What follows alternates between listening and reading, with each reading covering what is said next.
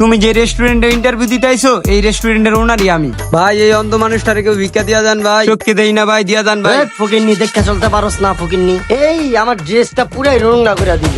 কে ভাই? আমি চোখকে দেই না তো ভাই, হেললে গে আর কি। আপনি কনে ভাই? এই ফকিন্নি সর, তুই জানোস আমি কত বড় রেস্টুরেন্টে ইন্টারভিউ দিতে যাইতাছি। ভাই আমি তো অন্ধ মানুষ, হেললে গে দেই না, আমার কিছু সাহায্য করেন ভাই।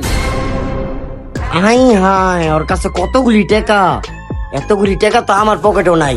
যাক, এতগুলি টাকা দিয়া কয়দিন চলন যাইবো। দিই তো আশেপাশে কেউ আসেনি। ভাই দিবেন না? দিতাছি দিই, তুই সত্যি অন্ধ না? কেউ দেখার আগে টাকাগুলি আমার পকেটে ভরতে, আর ওর একটা উল্টা পাল্টা বুঝ দিয়া 20টা টাকা ধরাই দিয়া যাইগা। দেখি তোমার হাতটা দাও তো। লও এই যে লও, 100 টাকা দিলাম, এটা দিয়া কিছু খাইও। আচ্ছা ভাই, আমি তো সয়ে দেই না, আপনার লেগে দোয়া করবো না ভাই। আচ্ছা ঠিক আছে। আচ্ছা ভাই যাই। ভাই আমি অন্ধ ভাই, আমার কিছু সাহায্য করেন ভাই, আমি অন্ধ মানুষ ভাই। দিলি তো জামাটা নষ্ট হয়ে, একটা ইন্টারভিউ বেটা দিতে যাইতাছি। ভাই আমি অন্ধ মানুষ তো চোখকে দেই না, আমার কিছু টিয়া ভিক্ষা দেন ভাই। আহারে বেচারার লেগে মায়া লাগতাছে। আহারে আমরা দুনিয়ার আলো দেখি, বেচারা দুনিয়ার আলো দেয় না। আহারে কি মায়া লাগতাছে। আহারে দেন ভাই। দিতাছি ভাই দিতাছি। ভাই আমি এক অফিস ইন্টারভিউ দিতে যাবো তো, অফিস তো অনেক দূরে। তা আমার তো যে গাড়ি ভাড়ার টিকিট আছে, আপনার 100 টাকা দিয়ে গেলাম, আপনি আমার লেগে দোয়া কইরেন জানি ইন্টারভিউটা ভালো মতন দিতারি। আচ্ছা ভাই, আপনার লেগে দোয়া রইলো, আপনি ভালো মতন ইন্টারভিউ দিয়েন যেন সফল হইতে পারেন। আচ্ছা ভাই যাই।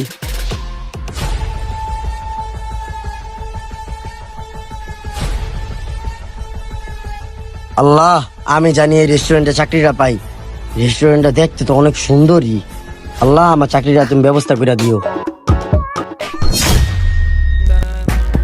কি রে, তুই এনে কি করস? বসো বসো, বলতাছি বসো। এই জায়গায় ইন্টারভিউ দিতে আইছো না? হ্যাঁ দিতে আইছি, কিন্তু তুই এনে কি করস?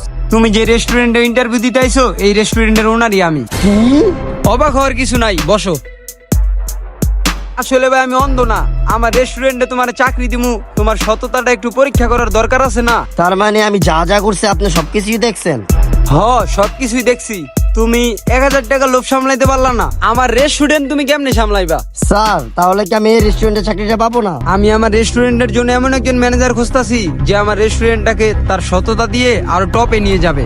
আর তোমার মতন চোরকে যদি আমি আমার রেস্টুরেন্টে ঠাই দেই, তাহলে আমার রেস্টুরেন্ট বন্ধ হতে বেশি দিন সময় লাগবে না। Stand up, stand up, get out.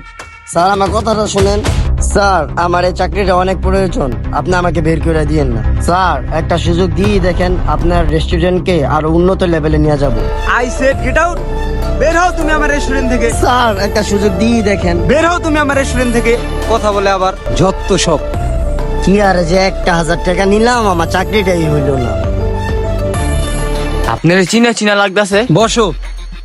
হ, তুমি আমাকে চিনো। ওই যে রাস্তায় আমি ভিক্ষা করতেছিলাম, তুমি আমাকে 100 টাকা দিলা। ও আপনি এনো?